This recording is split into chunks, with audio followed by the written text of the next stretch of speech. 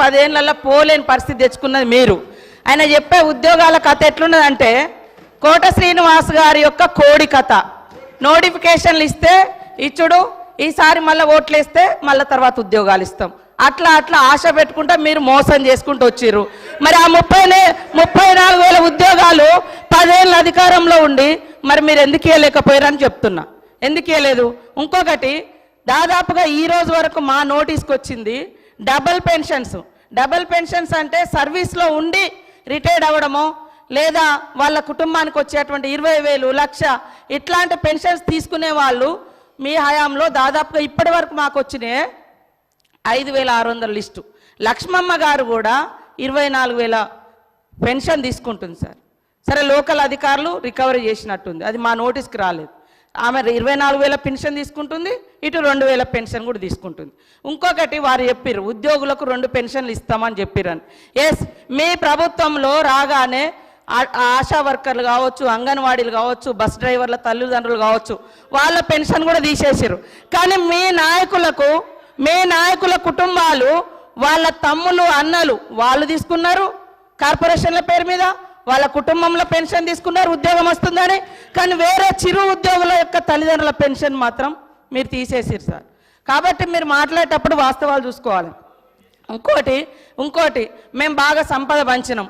25,000 కోట్ల రూపాయలు హైవేలు, ఫామ్ హౌస్లకు, మరి అదేవిధంగా దున్నటువంటి వాళ్లకు, కష్టపడేటోళ్ళకేమో పట్టాలేదని మీరు ఇవ్వలేదు. మీరు ధరని తీసుకొచ్చి పాపం పేదోళ్ళు అనేక మందికి పట్టాలు ఇవ్వకుండా, ఎవరెవరికో పట్టాలు ఇచ్చేసి సాగులో ఉన్న వాళ్ళకి పట్టాలు ఇవ్వకుండా, రైతు బంధు రాకుండా అన్యాయం చేశారు. కాబట్టే గ్రామీణ ప్రాంత ప్రజలు మాకు పట్టం కట్టింది సార్. అదేవిధంగా పేదలకు ఇండ్ల విషయం, మీరు ఇన్ని బిల్డింగ్ల గురించి చెప్తున్నారు. లక్షలాది మంది పేదోళ్ళకి ఇండ్లు లేక ఇబ్బంది పడుతుంటే మీరు ఏ పేదోళ్ళకి ఇండ్లు ఇచ్చిర్రు సార్? 10 ఏళ్ళల్లో ఎవరికి ఇండ్లు ఇచ్చిర్రు? కాబట్టి మీరు ఇండ్లు ఇవ్వలే, బంగ్లాలు చెప్తున్నారు ఓకే, బంగ్లాల గురించి చెప్తున్నారు ఓకే, పేదల బాధల గురించి కూడా మాట్లాడండి. కాబట్టి ఇవాళ అనేక అవుట్సోర్సింగ్ ఉద్యోగులకు సంవత్సరాల తరబడి, నెలల తరబడి జీతాలు ఇవ్వకుండా ఇబ్బంది పెట్టింది మీరు. మేము నిజంగానే అనుకున్నాం సార్, మీరు రోజు ధనిక రాష్ట్రం బంగారు తెలంగాణ అంటే బయట నుంచి మేము కూడా అదే అనుకున్నాం, బంగారు తెలంగాణే ధనిక రాష్ట్రం అని. ఇవాళ మీరు ధనిక రాష్ట్రం ఇచ్చిపోతే మేమే మొత్తం అప్పులు చేసి ఇచ్చిన వాగ్దానాలు అమలు చేయనట్టుగా, మరి మీరెందుకు అమలు చేయలేదు? మేము 6 గ్యారంటీలు ఇస్తే మేము 500 గ్యాస్ సిలిండర్ అంటే మీరు 400కే ఇస్తామన్నారు. మేము 15,000 అంటే రైతు భరోసా, రైతు బంధు మీరు 16,000 అన్నారు. మరి అన్ని ఎన్నికల ముందు మీరు కూడా మేనిఫెస్టోలో పెట్టిరు. 10 ఏళ్ళ అధికారంలో ఉండి చేయలేదు, కానీ ఎలక్షన్ మేనిఫెస్టోలో మాత్రం పెట్టుకున్నారు. అంటే మీరు మోసం చేద్దామని కదా, మీకు వ్యవస్థ తెలిసి కూడా మేము బయట నుంచి మా ప్రభుత్వం ఆశతోటి నిజంగా ప్రజలకు బాగా చేయాలని మా ప్రభుత్వం ఇవన్నీ పెట్టినాం. మాకు టైం ఉంది, ఇంకా మాకు టైం ఉంది చేసుకోవడానికి. మీరు 10 ఏళ్ళలో చేయలే కదా, మీరు అన్ని పేపర్ లీకేజీలు ఇచ్చారు, ఇండ్ల పేదలకు ఇండ్లు ఇవ్వలేదు. మీరు పెన్షన్ కూడా 57 సంవత్సరాలకే ఇస్తానని మీరు గతంలో 2014 నుంచి 18 వరకు అధికారంలో ఉన్నారు. 18లో మేనిఫెస్టోలో పెట్టారు. ఎప్పుడు ఇచ్చారు? 3.5 ఏళ్ళ తర్వాత పెట్టారు. అదేవిధంగా 2000 పెన్షన్ కూడా ఎప్పుడు పెంచారు? మీరు అధికారంలోకి వచ్చినాక 6 నెలల తర్వాత పెంచారు. కాబట్టి ఇవన్నీ కూడా ఉన్నాయి. మేము అనుకున్నాం నిజంగా అద్భుతంగా ధనిక రాష్ట్రం ఉంది, రైతులకు ప్రజలకు అన్ని ఇద్దామని. కానీ 6 నెలలు సాధ్యం కాలేదు. కొన్ని మీరు రైతు రుణమాఫీ అని చెప్పి 8-10 ఏళ్ళు చేసిరు, అనేక విడతలుగా చేసిరు. మేము ఒక్కొక్కటి చేస్తున్నాం, ప్రజలు సంతృప్తిగా ఉన్నారు. కానీ బాధంతా మీకే కనబడుతుంది, 3 నెలల ఎలక్షన్ కోడ్కే పోయింది సార్, అది కూడా తెలుసు. కానీ పదే ఇవ్వలేదు. ఇవ్వకుండా మాకు ప్రజలు బుద్ధి చెప్పేటప్పుడు చెప్తారు. ఖచ్చితంగా ఇచ్చిన మాటకు మేము కట్టుబడి ఉంటాం. కొద్దిగా ఓపికతోటి ఉండండి. మీరు కూడా చాలా చేయలేదు, కానీ మేము చేస్తాం.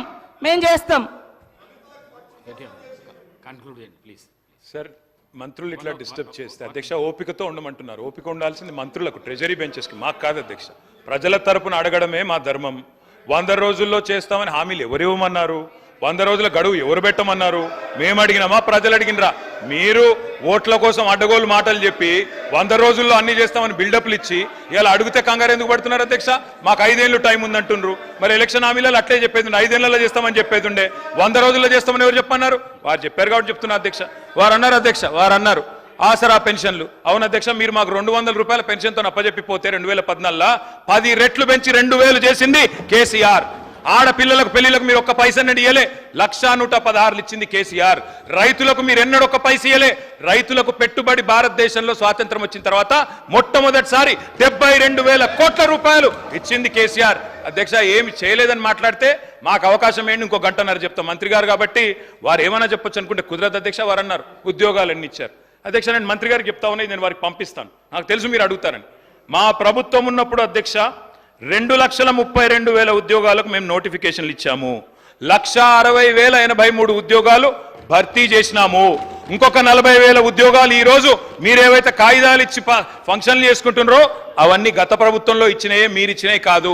అందుకే నేను అడుగుతున్నా తెలంగాణ యువత పక్షాన, మీరేదైతే మాట చెప్పినరో 2 లక్షల ఉద్యోగాలు ఇస్తామని, గత ప్రభుత్వం ఇచ్చిన ఉద్యోగాలు మైనస్ చేసి మందికి పుట్టిన బిడ్డలు మా బిడ్డలు అని చెప్పుకుంటూ కాదు, మీరు ఉద్యోగాలు ఇవ్వండి.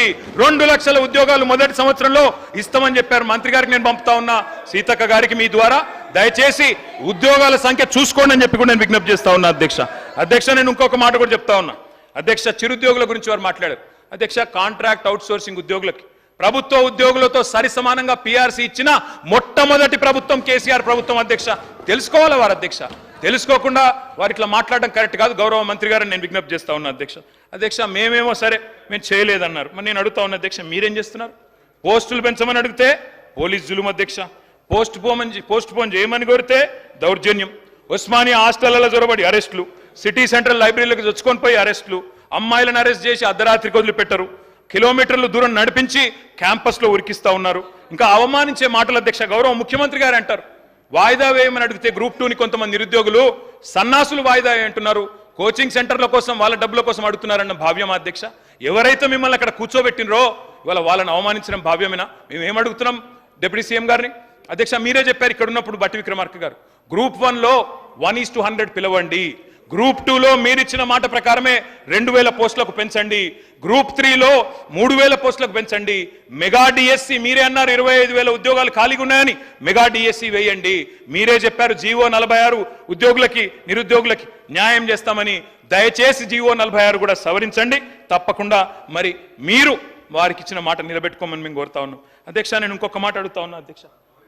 రైతుల విషయంలో నేను మా పల్లా రాజేశ్వరరెడ్డి గారు చాలా విషయాలు చెప్పారు, నేను కూడా కొన్ని విషయాలు మాత్రం చెప్తాను అధ్యక్ష.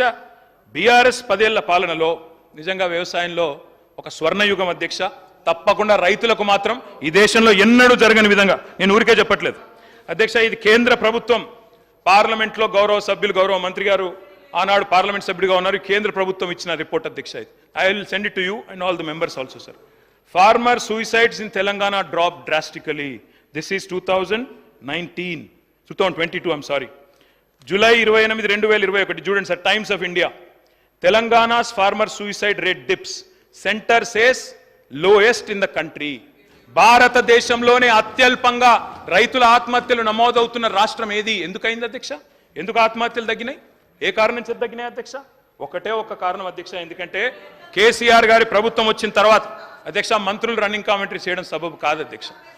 వారిని నేను కోరేది, కేసీఆర్ గారి హయాంలో ఎట్లా ఉండే, కాంగ్రెస్ వచ్చిన తర్వాత ఎట్లుందంటే అధ్యక్ష 7 నెలల కాంగ్రెస్ ఏలికలో వ్యవసాయం అంటే సంక్షోభం, కాంగ్రెస్ రాగానే కరెంటు కోతలు, కాంగ్రెస్ రాగానే సాగునీళ్లు కట్టు, పంటలు ఎండుడు, కాంగ్రెస్ రాగానే టైంకు రైతు బంధు కూడా కట్ అయిపోయింది అధ్యక్ష. 10 ఏళ్లు ఆగిన అన్నదాతల ఆత్మహత్యలు ఈరోజు మళ్ళీ తిరిగి ప్రారంభమైనాయి. నేను ఊరికే చెప్పట్లేదు సార్, నేను ఊరికే ఏదో మాట కోసం మాటగా చెప్పట్లేదు సార్. నేను రిపోర్ట్ కూడా తీసుకొని వచ్చిన సార్. నేను గౌరవనీయులైన డిప్యూటీ సీఎం గారు కూడా పంపుతా ఉన్నా. గతంలో ప్రతిపక్ష నాయకుడు మాట్లాడుతూ రైతులు ఆత్మహత్యలు చేసుకుంటున్నారంటే లిస్టు పంపండి, నేను చేస్తాను, వారికి న్యాయం చేస్తానని ముఖ్యమంత్రి గారు అన్నారు. సార్, ఇది లిస్టు మొత్తంగా ఇప్పటి వరకు ఈ రాష్ట్రంలో కాంగ్రెస్ ప్రభుత్వం వచ్చిన తర్వాత నేను వారికి గౌరవనీయులైన ఉప ముఖ్యమంత్రి గారికి ప్రభుత్వానికి లిస్టు పంపుతా ఉన్నా. 388 మంది రైతులు ఆత్మహత్యలు చేసుకున్నారు. లిస్టు పేర్లతో సహా పంపుతున్నాను. ప్రభుత్వం